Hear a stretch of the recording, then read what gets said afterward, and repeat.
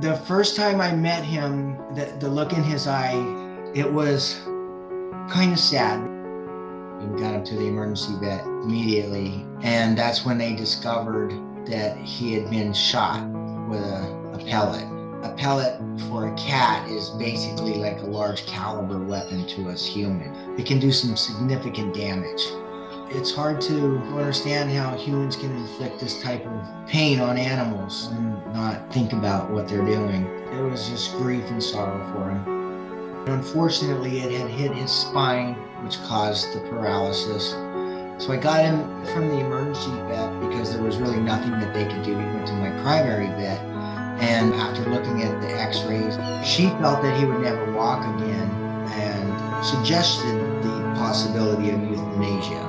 But I told her I wanted to hold off on that for a little while. I wanted to give him a little time and see how he reacted. And from the moment I made the decision, it only solidified my belief that I was correct.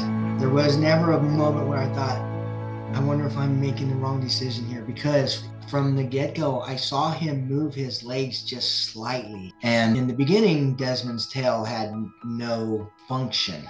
But after a couple days, I saw it twitch a little bit. So there had to be some nerve connection there. I knew there was hope for him. He's worth giving him a shot. And we just started working with him daily and trying to give him some therapy. And I could just see the look in his eyes. He was so grateful that I was willing to work with him. I would hold him up, I would support his body, and his legs were wanting to move, but he didn't have enough strength to hold himself up. But they were moving, so that was a big sign right there that he was actually trying. And then one time I was supporting him and I let him go, and it was like teaching a child to ride a bicycle for the first time and they finally go on two wheels. It was just such an amazing sight to see him. He took a few steps towards his bed and he plopped over, but those were the first few steps that he made. And I knew from then that he's got a fighting spirit and we're going to get him walking again.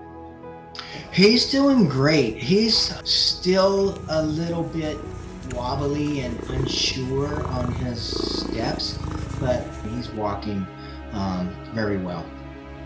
So he has a playmate now in the room with him with similar their actions. He can't really walk well.